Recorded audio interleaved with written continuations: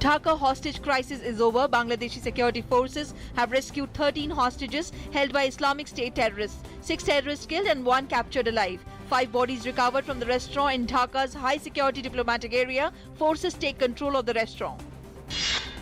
India ready to discuss every issue with Pakistan in an atmosphere free from terror and violence. MEA spokesperson says all the evidence relating to 26/11 Mumbai terror attack case already provided to Islamabad for expeditious trial. Union Home Minister Rajnath Singh visits Amarnath Cave Shrine and paid his obeisance on the beginning of the annual religious pilgrimage. During his 2-day visit to Jammu and Kashmir, Rajnath Singh had reviewed overall security scenario in the state at a high-level meeting yesterday. Prime Minister Narendra Modi will be on a 5-day visit to Mozambique, South Africa, Tanzania and Kenya from 7th of this month. On 7th July, the Prime Minister will be in Mozambique, where he'll have bilateral discussions with President Filipe Nyusi to strengthen bilateral ties and enhance development cooperation. 3 CRPF personnel injured as terrorist attack a CRPF camp in Littar area of Pulwama district in Jammu and Kashmir. Massive reinforcements rushed to the spot to flush out terrorists. In Uttarakhand, death toll mounts to 12 in the cloud burst and landslide incidents. 17 others trapped under the debris. Rescue and relief operation continues. All schools in Nainital will remain closed today following warnings of heavy rains.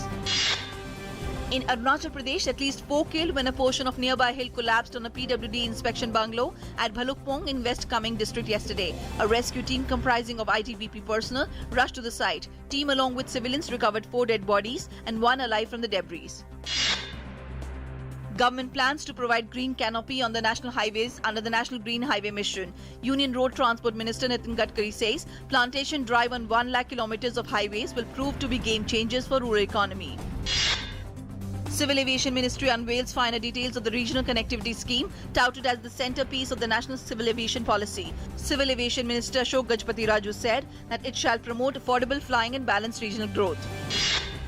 Government has asked the Law Commission to examine the issue of Uniform Civil Code. The move assumes significance as the Supreme Court had recently said it would prefer a wider debate in public as well as in court before taking a decision in the constitutional validity of triple talaq.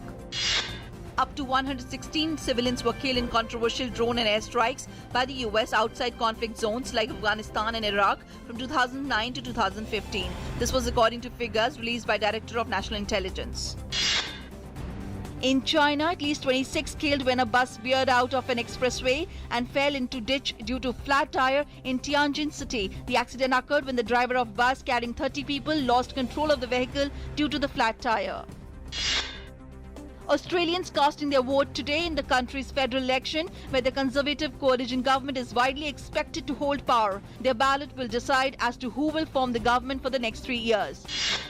Reigning Olympic and World 100-meter champion Usain Bolt withdrew from the Jamaican National Olympic trials after 100-meter semi-finals with a torn hamstring that could keep him from defending gold at the Rio Olympics.